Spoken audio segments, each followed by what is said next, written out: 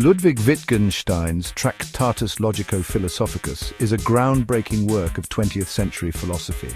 It is a notoriously dense and challenging text, but it grapples with fundamental questions about language, thought, and reality. Wittgenstein sought to define the limits of what can be meaningfully said. He argued that language is not merely a tool for describing the world. Instead, it shapes our very understanding of it. Wittgenstein's early work, particularly the Tractatus, had a profound impact on the development of logical positivism. This philosophical movement, influential in the early 20th century, emphasized the verification principle. This principle held that a statement is only meaningful if it can be verified empirically or is true by definition. Wittgenstein's ideas about the relationship between language and reality resonated with the logical positivists. His work provided a framework for understanding the limits of meaningful discourse. However, it is important to note that Wittgenstein himself later moved away from some of the views expressed in the Tractatus. He came to believe that his early work was too rigid in its conception of language. He developed more nuanced views on the nature of meaning and the role of language in human life. Despite this shift in his thinking, the Tractatus remains a seminal work of philosophy. It continues to spark debate and inspire new generations of thinkers. One of the central tenets of the Tractatus is the idea that the world is composed of facts, not things. This may seem counterintuitive at first glance.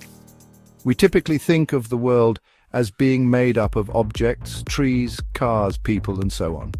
However, Wittgenstein argues that these objects are not the fundamental building blocks of reality.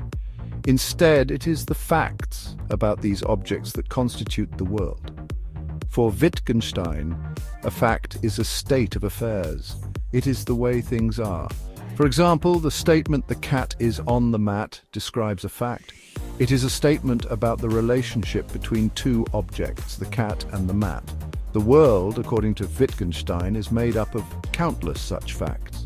These facts are independent of our minds. They exist objectively, regardless of whether we are aware of them or not. This distinction between things and facts is crucial for understanding Wittgenstein's philosophy of language.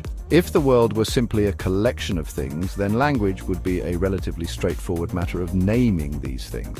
However, because the world is made up of facts, language must be able to express these facts. It does so through propositions, which are linguistic representations of facts.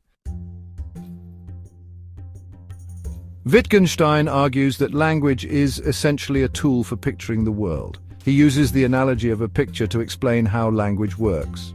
Just as a picture represents an object or a scene, a proposition represents a fact. The relationship between the elements of a picture corresponds to the relationship between the elements of a fact. Consider the proposition "the cat is on the mat once more." This proposition can be seen as a picture of the fact that the cat is on the mat. The words "cat" and "mat" represent the objects involved in the fact that the word "on" represents the relationship between them. The structure of the proposition mirrors the structure of the fact itself. This idea that language pictures reality is closely tied to Wittgenstein's concept of logical form. He argues that all propositions share a common logical form. This form is what allows them to represent facts. The logical form of a proposition is its underlying structure. It is the way in which its constituent parts are arranged to represent a state of affairs. Wittgenstein's emphasis on the relationship between language and reality leads him to draw a sharp distinction between what can be said and what cannot be said.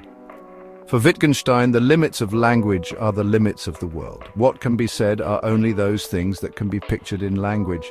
These are the things that correspond to facts in the world. However, there are things in the world that cannot be pictured in language. These are the things that lie beyond the realm of facts. Wittgenstein argues that these things are mystical. They are the things that we cannot speak about, yet they are still important. They give meaning to our lives. This leads to Wittgenstein's famous dictum, "Whereof one cannot speak, thereof one must be silent." This statement has been interpreted in various ways, but at its core it expresses Wittgenstein's belief that there are limits to what can be meaningfully said. When we reach these limits, it is better to remain silent than to engage in meaningless chatter.